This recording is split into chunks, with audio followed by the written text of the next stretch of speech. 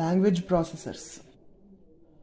So compiler అంటే it is a program which converts the source program into target program అని అనుకున్నాం కదా, అంటే ట్రాన్స్లేటర్కి. సో సోర్స్ ప్రోగ్రామ్ని టార్గెట్ ప్రోగ్రాంలోకి కన్వర్ట్ చేయాలి. సో అలా కన్వర్ట్ చేయడానికి సో ఇవన్నీ స్టెప్స్.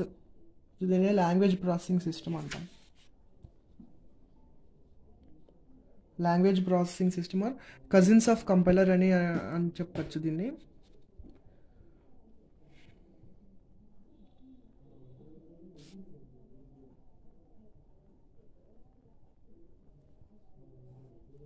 కజిన్స్ ఆఫ్ కంపైలర్ అంటే కంపైలర్ కాకుండా రిమైనింగ్ ఏమున్నాయో అవి కజిన్స్.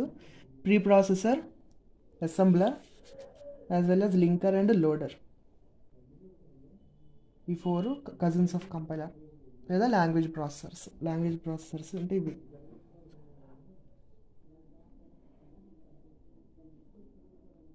సో ఫస్ట్ ఏంటంటే సోర్స్ ప్రోగ్రామ్ ఇస్తాం కదా. సోర్స్ ప్రోగ్రామ్ అంటే హై లెవెల్ లాంగ్వేజ్లో ఉన్న ఒక ప్రోగ్రామ్.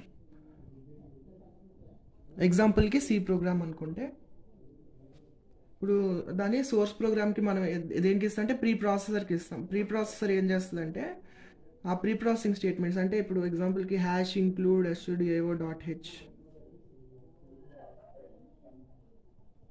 ఇలా మెన్షన్ చేస్తాం కదా. సో ఈ stdio.hలో printf స్టేట్మెంట్ ఉంటుంది.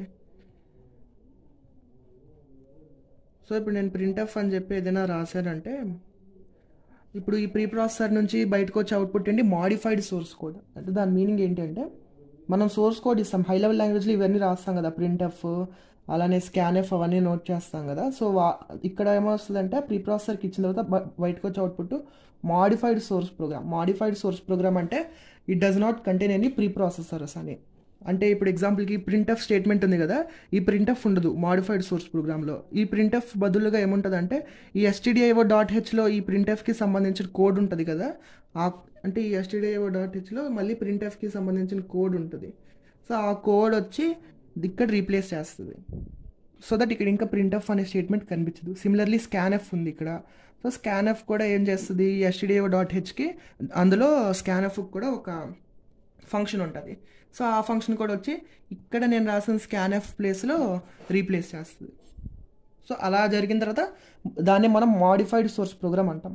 సో మనం హై లెవెల్ లాంగ్వేజ్లో రాసిన సోర్స్ ప్రోగ్రాము ప్రీ ప్రాసెసర్కి ఇస్తే అది మాడిఫైడ్ సోర్స్ ప్రోగ్రామ్లో కన్వర్ట్ చేస్తుంది. సో మాడిఫైడ్ సోర్స్ ప్రోగ్రామ్ అంటే ఏంటి, program without any preprocessor statements.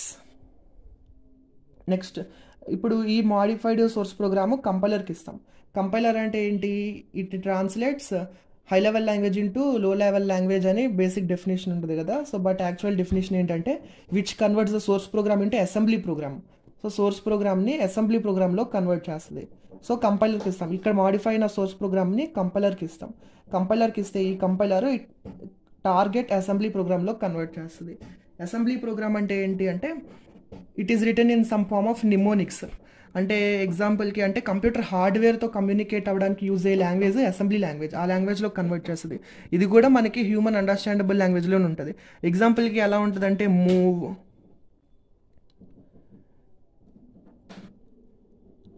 B into ఏ. అంటే ఎగ్జాంపుల్కి ఒకవేళ స్టేట్మెంట్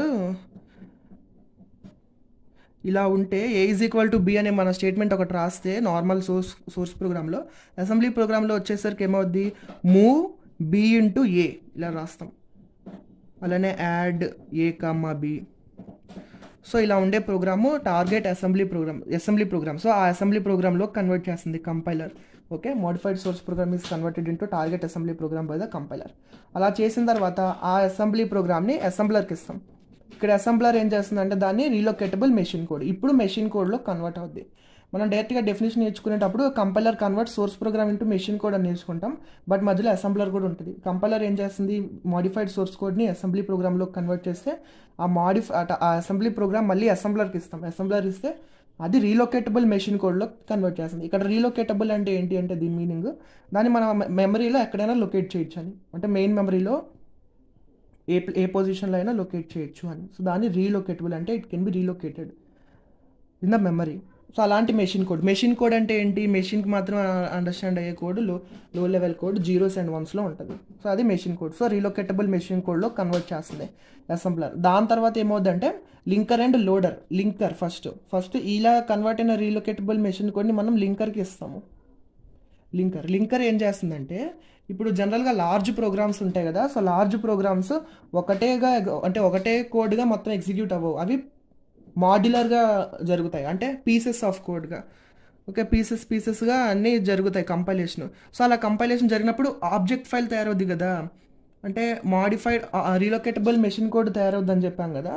సో అలా దీనికి మెషిన్ కోడ్ తయారవుద్ది.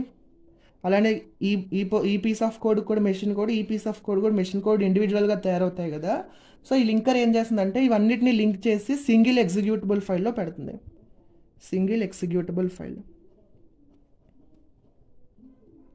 ఓకే, ఇవన్నిటిని తీసుకొచ్చి సింగిల్ ఎగ్జిక్యూటబుల్ ఫైల్లో పెడుతుంది లింకర్. సో అలా పెట్టి ఈ సింగిల్ ఎగ్జిక్యూటబుల్ ఫైల్ ఎక్కడ ఉంటే ఇప్పుడు డిస్క్లో ఉంటుంది. నెక్స్ట్ లోడర్ ఏం చేస్తుంది అంటే లోడ్ చేస్తుంది, మెయిన్ మెమరీలోకి లోడ్ చేసి ఎగ్జిక్యూట్ చేస్తుంది. సో అది టార్గెట్ మెషిన్ కోడ్ లాస్ట్లో వచ్చేది. అంటే లింకర్ తర్వాత వచ్చే సింగిల్ ఎగ్జిక్యూటబుల్ ఫైల్ అన్నాం కదా, అదే టార్గెట్ మెషిన్ కోడ్ అంటే, లేదంటే అబ్సల్యూట్ మెషిన్ కోడ్ అన్న అదే మీనింగ్. అబ్సల్యూట్ మెషిన్ కోడ్ అన్న టార్గెట్ మెషిన్ కోడ్ అన్న ఒకటే. సింగిల్ ఎగ్జిక్యూటబుల్ ఫైల్ ఫామ్ అవుద్ది అన్నాం కదా, అదే టార్గెట్ మెషిన్ కోడ్. ఇప్పుడు ఈ టార్గెట్ మెషిన్ కోడ్ లోడర్కి ఇస్తే లోడర్ ఏం చేస్తుందంటే అది మెమరీలోకి లోడ్ చేసి అని ఎగ్జిక్యూట్ చేస్తుంది, అంతే. నెక్స్ట్ ఇక్కడ వస్తే ప్రీ ప్రాసెసర్స్ అన్నాం కదా. ఇక్కడ ప్రీ ప్రాసెసర్స్ మనకి 2 types ఆఫ్ ప్రీ ప్రాసెసర్స్ ఉంటాయి. ఫస్ట్ ఏంటంటే ఫైల్ ఇంక్లూజన్ ప్రీ ప్రాసెసర్స్, అంటే file inclusion pre processors. Next ఏంటంటే మ్యాక్రోస్.